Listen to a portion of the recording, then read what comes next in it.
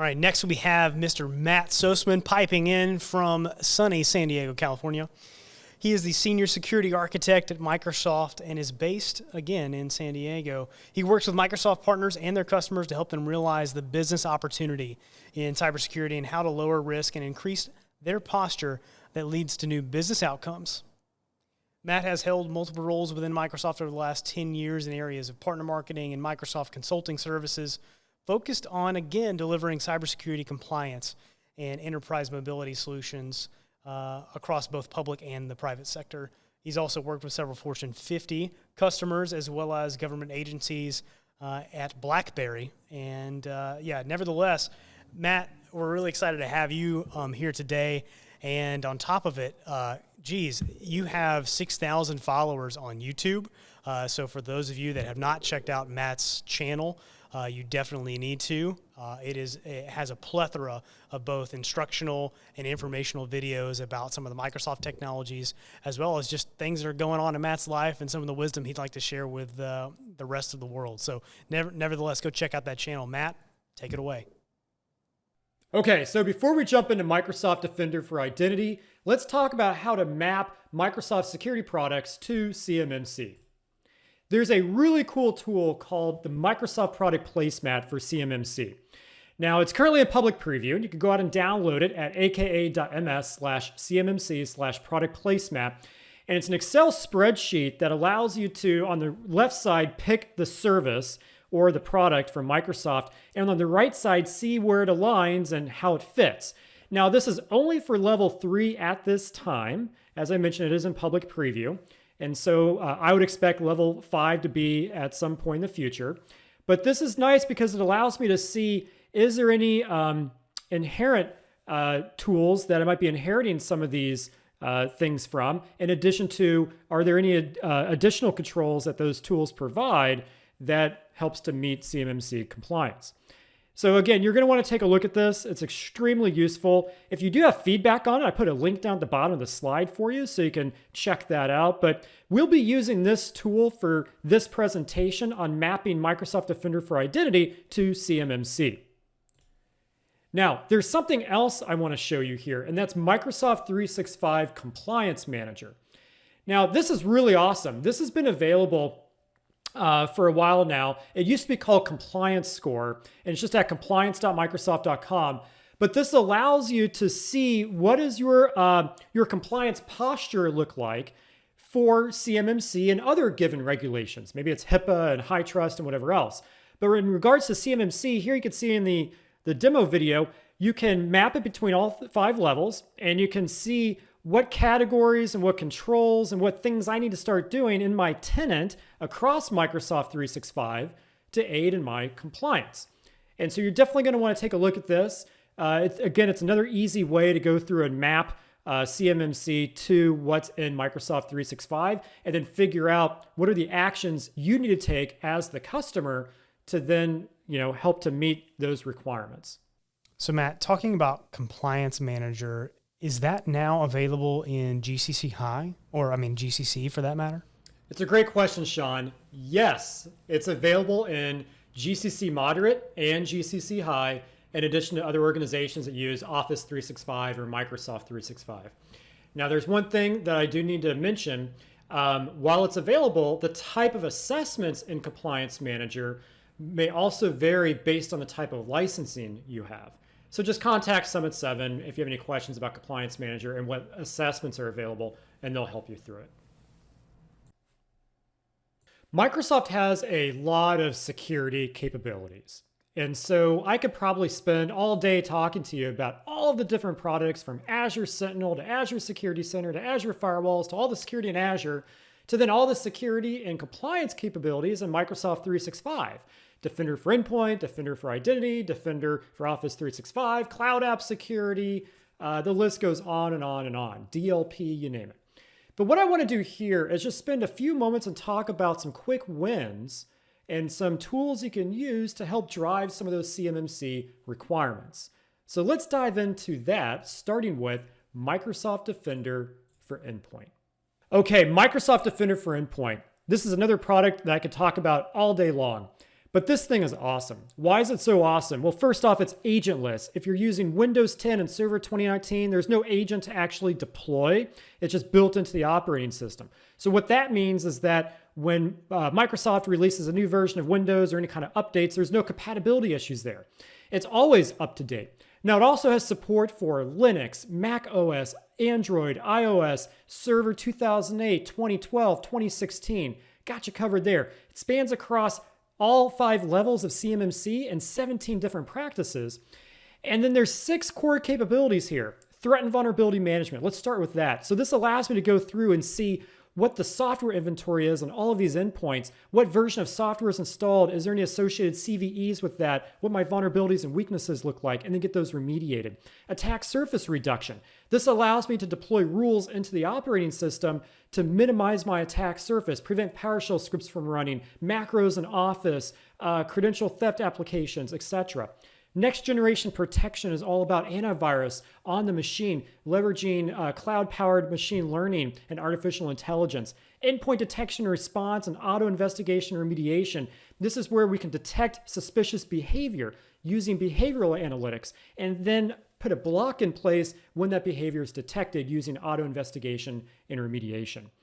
And then you can also subscribe to a service called Microsoft Threat Experts. And Threat Experts allows me to receive insights from Microsoft Security Operations Center. So this is an amazing, amazing tool. You got to check it out. But this can be a quick win when it comes to CMMC compliance and being able to help meet those requirements. I wanted to put a quick architectural diagram in here about Microsoft Defender for Endpoints so you can see what's happening here and see what's going on underneath the covers. But again, just an amazing product. There's integrations with other Microsoft security products, Cloud App Security, Microsoft's CASB, Microsoft Information Protection for labeling and encrypting sensitive data, Office 365 Threat Explorer for email phishing campaigns, Defender for Identity, which we're going to talk about next, all sorts of great stuff. Directly integrated with Azure Active Directory and conditional access, so you can do device-based risk conditional access. There's an API for reporting. This thing is pretty awesome. Okay, so let's jump into the next topic. Microsoft Defender for Office 365, which was formerly known as Office 365 Advanced Threat Protection, and Exchange Online Protection. This is your basic building blocks of security for email and files stored in Office 365. And so what this is going to be able to do is allow me to deploy anti-phishing, anti-impersonation, anti-malware, anti-spam policies for Office 365. And so this means we can go through and when somebody tries to impersonate one of my executives or one of my key leaders, we can detect that and block that. We could set up anti-phishing policies to be able to thwart phishing attacks that happen. We could also set up something called safe links and safe attachments where every single email attachment that comes into the system can be sandboxed up in the cloud to see if that attachment's malicious or contains any 0 days. And then we can add safe links where we literally rewrite the URL inside every single email and their attachments so that if that URL becomes weaponized post-delivery, we can then just stop you from being able to navigate to that URL. So many capabilities here. Again, I could spend all day talking about it, but I want you to just take a look at how this aligns with CMMC. And there's so much more here that's going on underneath the covers. In fact, let's talk about what's happening underneath the covers with Defender for Office 365. It's providing protection across the edge, across sender intelligence, content filtering, post-delivery protection. I don't have time to go into all of this, but I really want to ask you for a favor. Check this out. If you don't have this enabled in your Office 365 tenant, you're going to want to take a look, not only for CMMC purposes, but also just for good cyber hygiene. Okay, remember that product placemat spreadsheet for CMMC I showed you a few moments ago that helped you understand how Microsoft products map and align to CMMC? Think about that for a moment because I'm going to show you the next slide here that's going to help you understand across the kill chain, and I want you to think in terms of CMMC, and we'll go from there. So let's go on to the next slide. As a cybersecurity professional, I think in terms of a kill chain. And the kill chain concept is where I think about how does an attacker get into the environment, how do they land and expand, and then how do they carry out their actions on objective. And so if we look at the kill chain drawn out here, and then we start to overlay it with applications, endpoints, identity, and data, we could see where some of the Microsoft security products start to stretch across this and even have some overlap. So we could see where Microsoft Defender for Office 365 that we just talked about, we could see how it helps to cover that section of the kill chain. In addition to Microsoft Cloud App Security, even Windows Defender smart screen that's built into the endpoint. And then Microsoft Defender for Endpoint comes next. And then as we get more into identity, we have Defender for Identity and Azure Active Directory and Microsoft Cloud App Security. And then as we get into your data, it's around Microsoft Defender for Office 365 and Microsoft Cloud App Security. Now there's a lot more to this. I could probably layer in other products and services like Microsoft Information Protection and Microsoft Endpoint DLP, so on and so forth. But I just want you to visualize this kill chain and then now think about, what does this look like for CMMC? How does that overlay my requirements? Okay, there's so many other things we could talk about here, but let's jump into my biggest quick win, and that's Microsoft Defender for Identity. I think you're really gonna like this, and I think you'll understand in just a moment why I consider it a quick win. Okay, it's 2021, and I understand that whether you're a commercial entity or a public sector entity, your enterprise is becoming more complex every day. You've got assets that are on premises, you have assets that are in the cloud, and you've been asked to integrate those two by forming a hybrid architecture of some sort, which increases your attack surface, it increases your complexity, it increases your risk, it increases your posture. And so you need to figure out a way to decrease all of that while maintaining CMMC compliance and then also being able to detect those advanced threats. When I think about some of those top identity-based threats that are out there, probably the biggest one, in my opinion, is misconfiguration. Because as I think about changes that need to happen to my identity system and updates that need to happen, and then with CMMC compliance, I need to stay on top of that and make sure that these systems are not misconfigured. So that's obviously really important because that can open me up to vulnerabilities. And then also realizing that threats can originate from anywhere. And those attackers out there can find those potential weaknesses in my identity systems. And then lastly, the security operations team, they don't have time to go through all of the data out there to be able to find that needle in a haystack. They need to be able to quickly get the signal from the noise, make sense of it, to be able to detect those advanced identity-based threats. This is an example of a real attack which helps to show how attackers can exploit vulnerabilities and can move throughout an organization's environment, both on-premises and in the cloud. And so most security operations teams review the data from on-premises and cloud environments separately, and that can make it really difficult to try to correlate data between these environments so you can see the full scope of an attack. So let's look at how an attack in this environment might occur. In this case, the attacker gained access to an administrative user where the account was not protected with multi-factor authentication. Using that compromised account, they had the ability to search through email and SharePoint documents where they were also able to exfiltrate data by creating automated rules. Using this compromised account, they were also able to get access to the cloud environment, but they also found a way to pivot into the on-premises environment. That's key here. And so the attacker found VPN credentials as part of an email search in the cloud environment and used those logon credentials to get into the on-premises environment. Once they were there, they were able to gain access to the on-premises environment and then move laterally to future compromise the rest of the environment. And so as they moved laterally, they can find and compromise additional users, seek out additional users with maybe greater privileges, even seeking out users with administrative rights, and finally taking over the entire organization and performing domain dominance.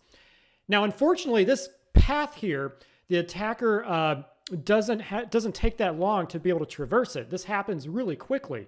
So security operations needs to understand the full scope of these types of attacks from on-premises and the cloud and where that pivot happens, and then where Microsoft can help with that. Hence, Defender for Identity. So let's jump into that. Okay, Microsoft Defender for Identity. This is an amazing product, and for me, this is low-hanging fruit, especially when it comes to CMMC. So what do I mean by Defender for Identity? Well, this used to be called Azure Advanced Threat Protection.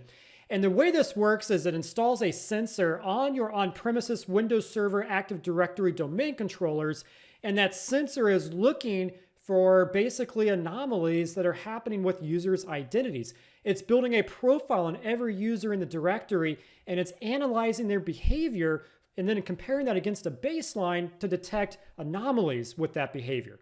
It's also allowing me to get rich insights into configurations of my identity systems and to make sure I can adhere to best practices as well. In addition, and I love this, it is able to show me a visual of lateral movement paths so I could see what's happening here within the environment. This is an amazing, amazing tool. We're going to get more in depth into it here in just a moment. But in terms of CMMC compliance, I want you to think about things like incident response and risk management and security assessment and access control and all of those different practice areas, because this is going to help to fit right in there. So let's jump into how this maps to CMMC. I want to pause before we go any further and just take a step back. What I'm about to show you is going to be how Microsoft Defender for Identity maps to CMMC. And this is taken directly from that Excel spreadsheet, that placemat tool I showed you before. So I just want you to kind of pay attention to this and take a look at it and digest it, but also download that tool yourself so you can go through it on your own time. Now, a couple of quick notes about this tool. The first one is that this only maps to level 3 at this time. Remember, it's still in public preview as of December. The next thing is that I'm going to show you how it maps to Defender for Identity, but I'm not going to be able to show you the different features in Defender for Identity and how that maps to the individual practices, because all of the features are integrated and everything is working together, but I am going to show you how it spans across the 17 different practices and which controls it aligns to. So let's take a look at that alignment. So if you were to go into that tool and filter on Defender for Identity, you would see something that looks like this. Now, I omitted 2 of the practices because there is no alignment there. So this is 15 of the 17 practices. Now, what's highlighted in blue are the what we call available enablers, the features in the product that can enable CMMC. And then what's in green is where you're inheriting capabilities from a primary service like Azure Active Directory or Microsoft Endpoint Manager. What's in yellow is where you're inheriting it from a secondary service that you might deploy, like conditional access or privileged identity management, Azure Active Directory, or just controls inside Office 365 Security Compliance Center. But this is how it spans across level 3 CMMC and across the different practices. Now, there's a lot of information here to digest, and what I recommend doing is take this and review it against the master CMMC document to really understand the definitions of these practices.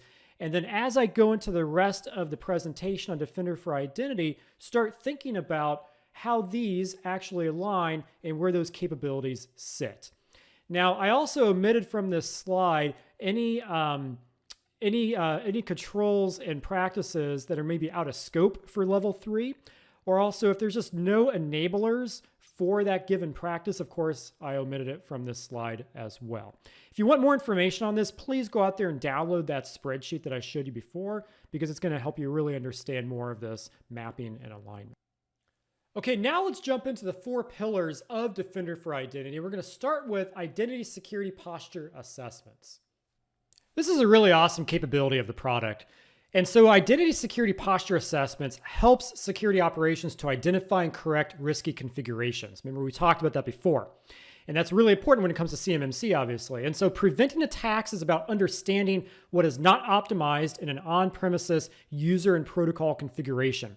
So in other words, prevention is about figuring out where the vulnerabilities are before they can be exploited. And so if you think about Microsoft Defender for Identity's security posture identity assessments, they're all about helping security operations identify those configuration gaps that we talked about so that risky configurations can be updated. Now, here's some examples of configurations which may broaden the attack surface in an organization. Applications which use clear text authentication. That could result in exposed passwords. Unconstrained delegation, the server or service account that is granted that right is able to impersonate a user to authenticate to any service on any host, and can result in an attacker being able to impersonate a user to other services.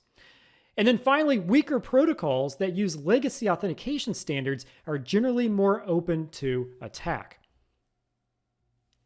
So remember, there is a sensor installed in these Active Directory domain controllers that's able to give you this rich set of information. And so here's one of the reports for Identity Security Posture Assessment that you can see of what my attack surface looks like. Here I can see that the print spooler service is still enabled. I need to go disable that. I've got some clear text credentials being exposed. I've got some legacy communication protocols in use. Weak ciphers are still in use.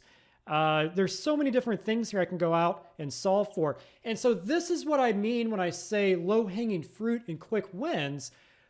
All you got to do is deploy the sensor, and this allows you to then go through and get an assessment of the environment, which is important for CMMC, and then from there, take action and start to increase my posture and lower my risk. Another example of eliminating risky configurations is identifying entities that are exposing clear text credentials. But Microsoft Defender for Identity does much more than just point out which applications are using clear text authentication. Defender for Identity provides significant amounts of information to help security operations understand these risks. So through this view, you can start to understand which applications, which users and devices are potentially impacted if clear text authentication capabilities are switched off. And then security operations can also begin to understand the potential business impact of the clear text authentication usage. And so by providing these type of investigation tools, such as Microsoft Defender for Identity, this allows you to contact those application owners and be proactive about this and plan for finding alternative approaches for those applications that are still using this risky configuration. Again, this is low-hanging fruit and something that you can immediately enable right now. And again, for CMMC compliance, this absolutely plays towards some of the different practice areas like the security assessments. Inactive and expired accounts are another configuration vulnerability. So Microsoft Defender for Identity identifies dormant entities from sensitive groups in Active Directory. And dormant entities are accounts within the organization that have been inactive for more than 180 days. And so those accounts are also identified as dormant if they're disabled or expired in Active Directory. And so entities are automatically tagged as being part of a sensitive group if the account has high privileges, and entities can also be manually tagged as sensitive as well. So gaining visibility into these dormant accounts with high privileges enables you to address this potential vulnerability with this type of information. Again, amazing killer resource here. And when I think of CMMC, I'm thinking about configuration management. I'm thinking about risk management, security assessment. I'm thinking about even situational awareness to an extent.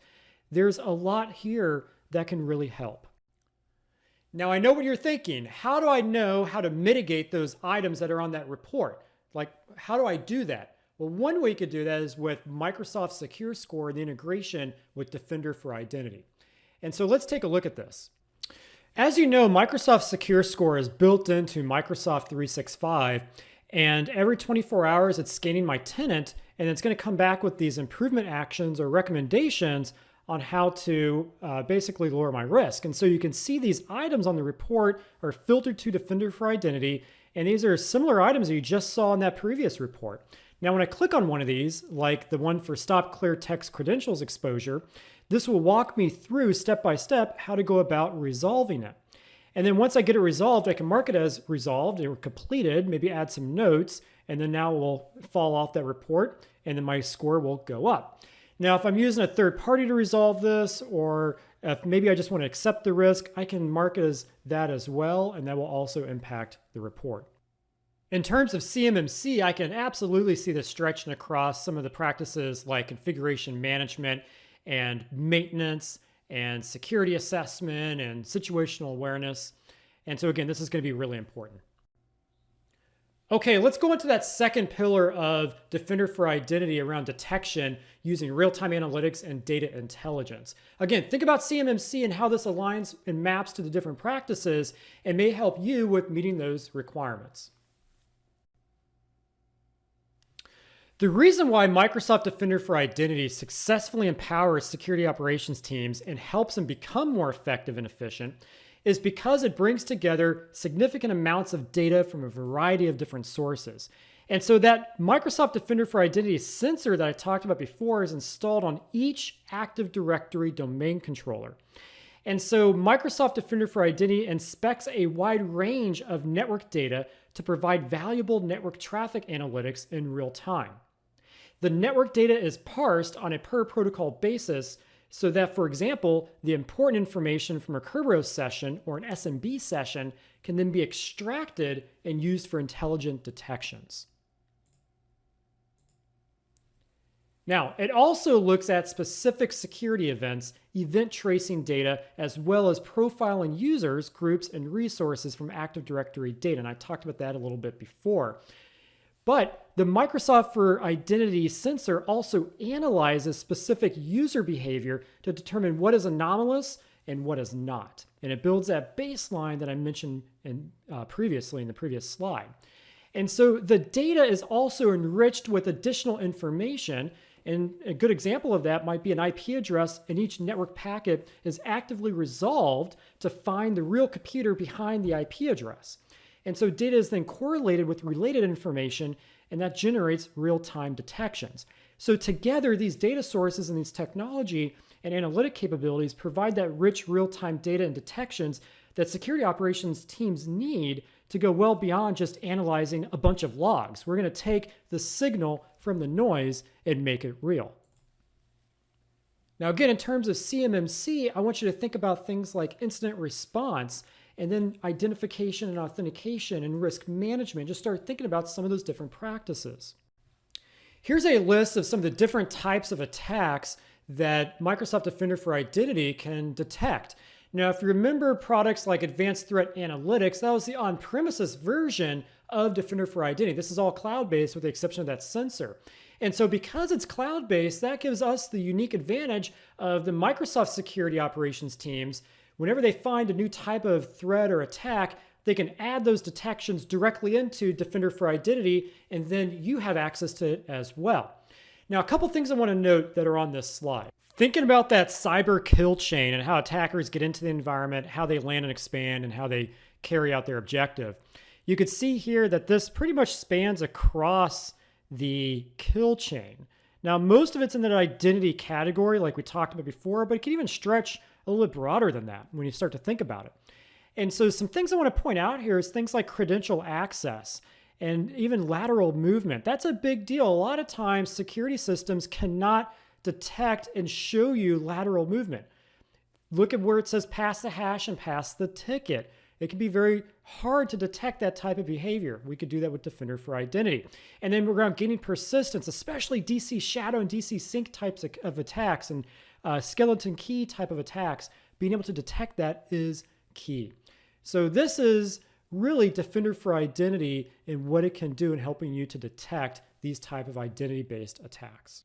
Now, when I'm thinking about CMMC, I'm also thinking about some of the practices like identification and authentication. I'm even thinking about incident response here. I'm thinking about, to an extent, configuration management, even risk management. There's many other things here that start to map and start to align. When Defender for Identity detects one of these type of threats or attacks, it's going to generate an alert. And each alert includes really some important information that you could use to investigate and remediate. So here's an example of one of those alerts, and I could see identification of malicious activity. I can see the attempted enumeration details and some of the specific details about that. I can see historical comparisons and activity correlation from across the environment. And then it will also give me steps that it suggests to go out and remediate. And so because these details are laid out logically, you can then start to efficiently understand what happened and then can move quickly to get it remediated, which obviously can save you time and money. Let's take a look at another alert here. Now, again, this allows me to see the remediation steps and what it found and any kind of technical details. And so here's an example of data exfiltration from a domain controller. And so it's laid out in a pretty simple way here what entities might be related. So what are their user accounts? What are their machines? What actually happened? And notice those blue hyperlinks. At any point, I can click on those and drill into that and see even more context. Now, here I can see my list of alerts. Now, what you might be wondering is, hey, Matt, that looks a little bit like Cloud App Security. And you're right, it is. you're accessing the alerts through a new modern method of using Microsoft Cloud App Security. But don't worry, you don't need a Cloud App Security license to be able to do this. This just comes with Defender for Identity.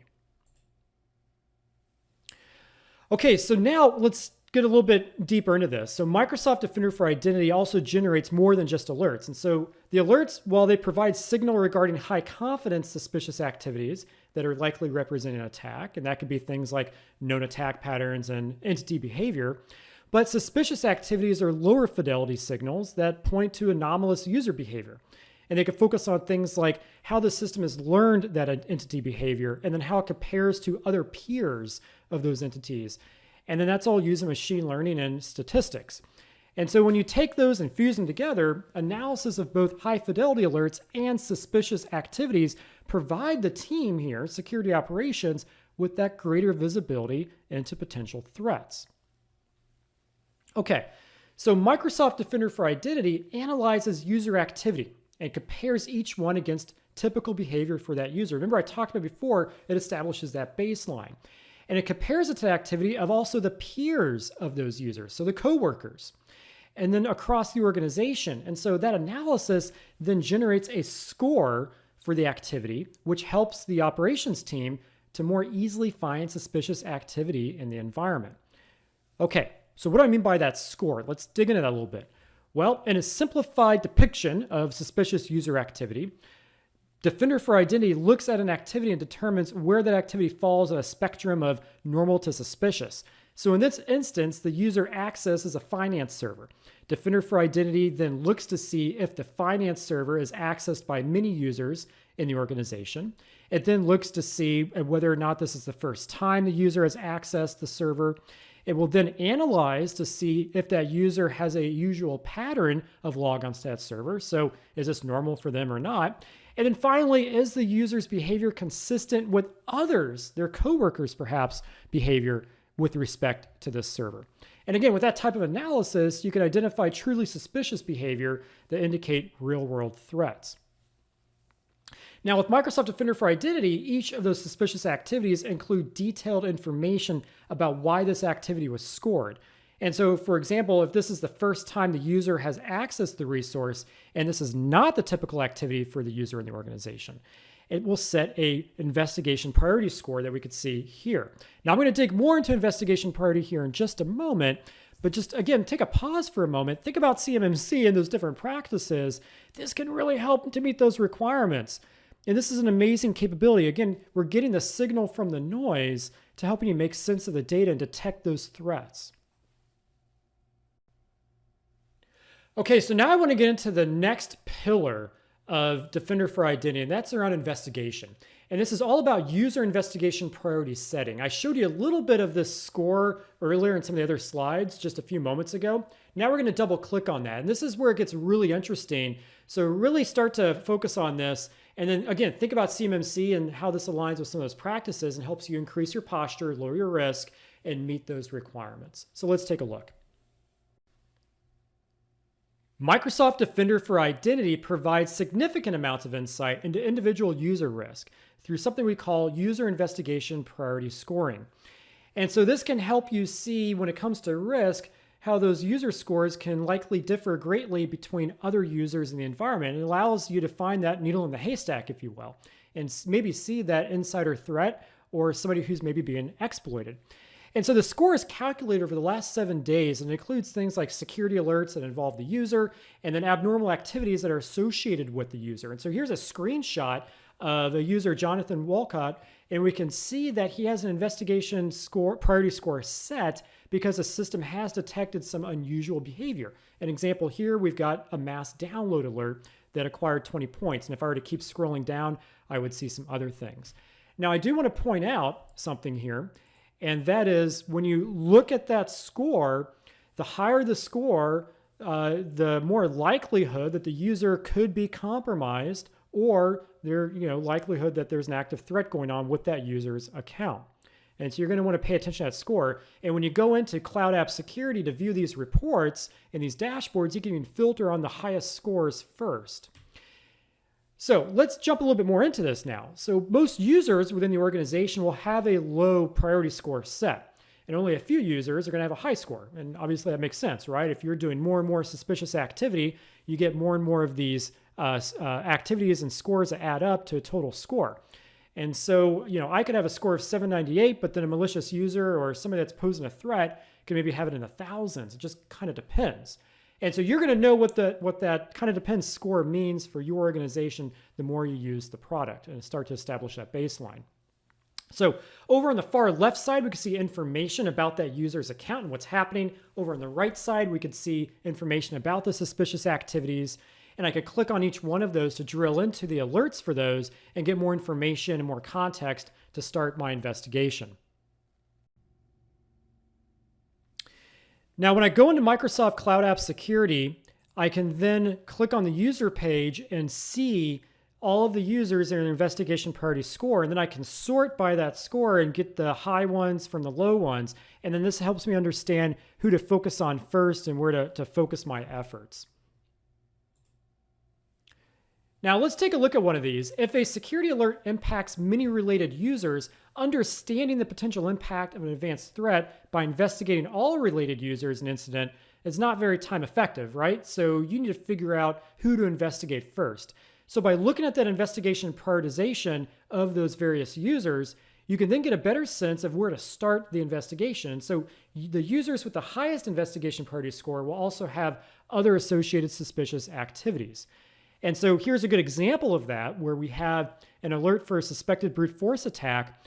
We can see the description here: an actor on this host generated a suspicious number of failed login attempts on 44 other accounts, and 44 accounts eventually authenticated successfully. So that's a key point here that we want to go and look at.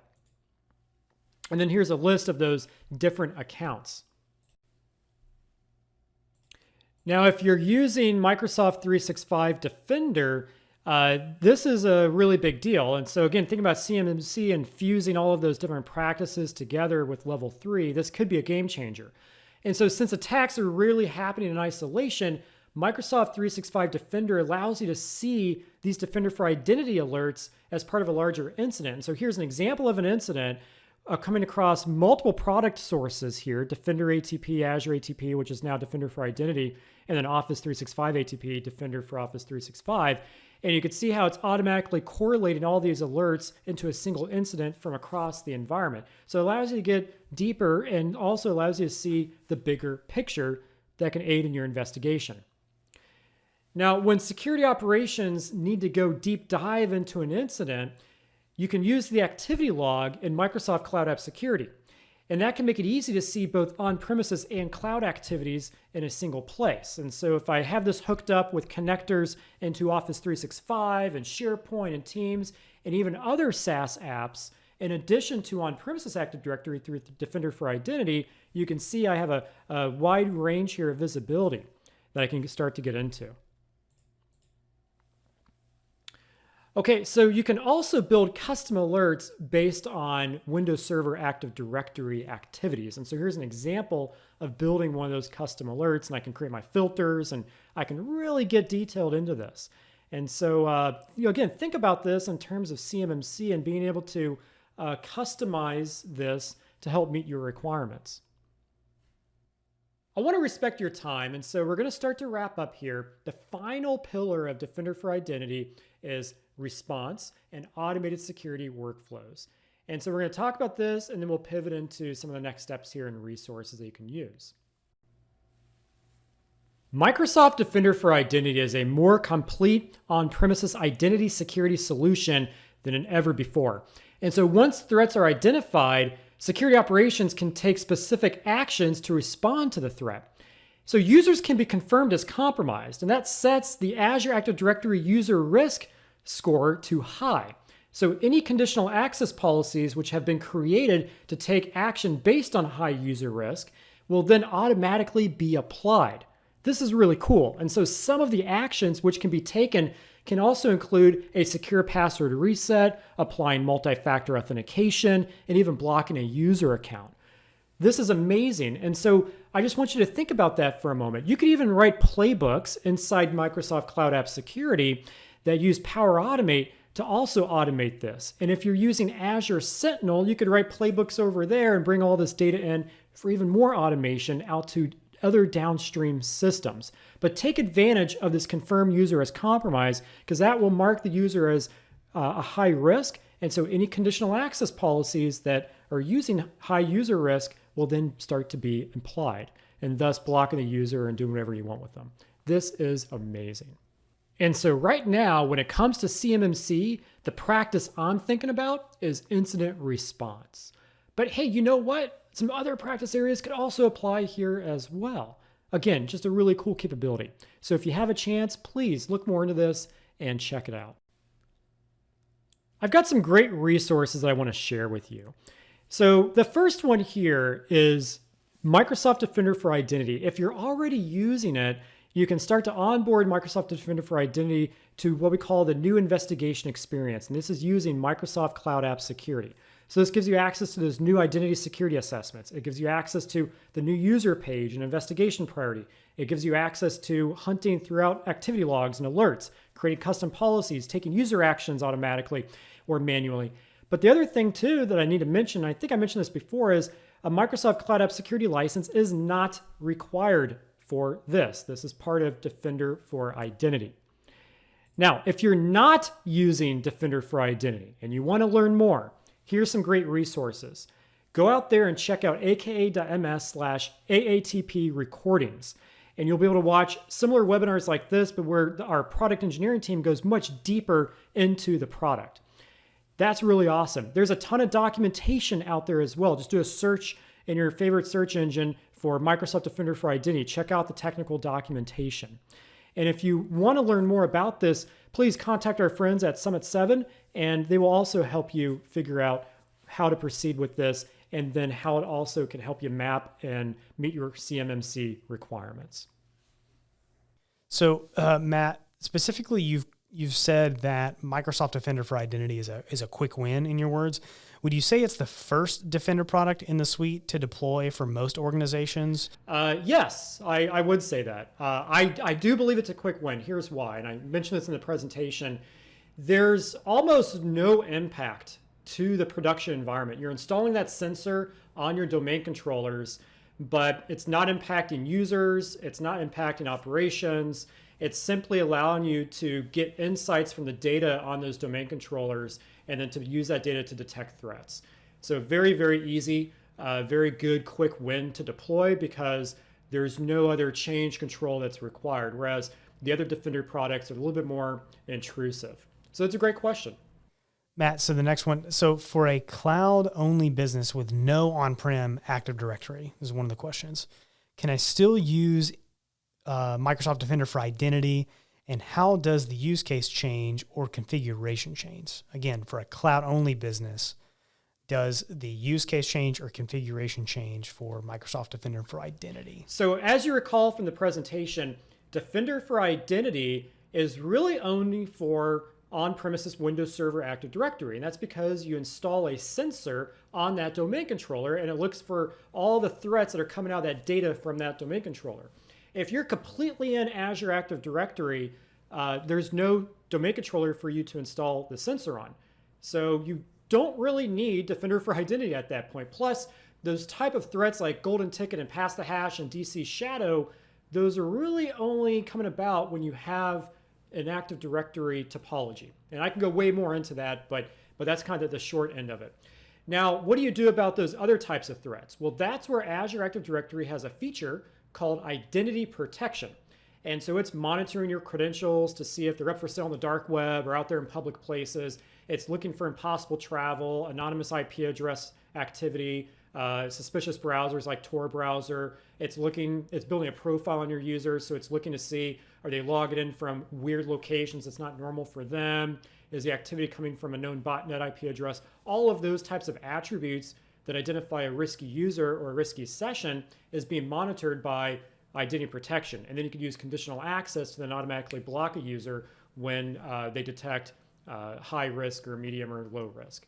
So that's how you would deal with that. It's a great question. Again, if you have any more questions about that or you want to dig deeper into it, please reach out to Summit 7 and I'm sure they would be happy to help you with that.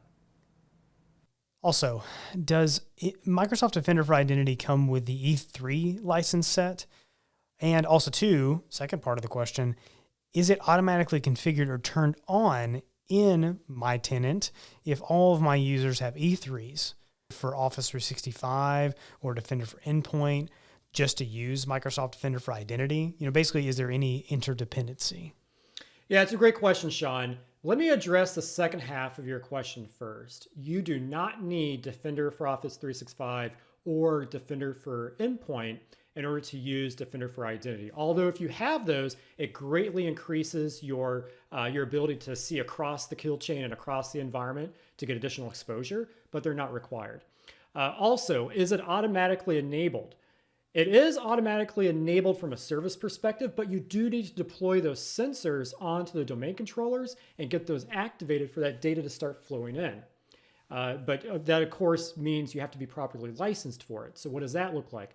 Well, I'm not a licensing expert, so I'll have to defer to Summit 7 for all licensing questions. However, generally speaking, it's available with Microsoft 365 E5, EMS or Enterprise Mobility and Security E5, or as a standalone a la carte license. Now, if you already own EMS E3, highly recommend reaching out to Summit 7 to start that conversation, and they could work with you on a strategy there for Defender for Identity. Okay, I know we talked about a lot. I know it's a lot to take in. So I just have 2 next steps or action items for you. The first next step is I want you to go out and download that CMMC product placemat, that's Excel spreadsheet that we talked about before. That will help you understand how the Microsoft products and services map and align to CMMC. The second thing I want you to do is go out there to those resources I just showed you on Defender for Identity and learn more about it. This truly is low-hanging fruit. Deploying that sensor can help you detect threats in the environment that you may not even realize are there. And then in addition, remember those configuration reports. Just by getting an assessment of the environment and going out and remediating some of those activities that you find in those reports can have a huge impact on your posture and risk. Okay, well, hey, I really appreciate your time. Thank you so much for watching. Thank you again for sticking around here, and we will catch everybody later. Take care.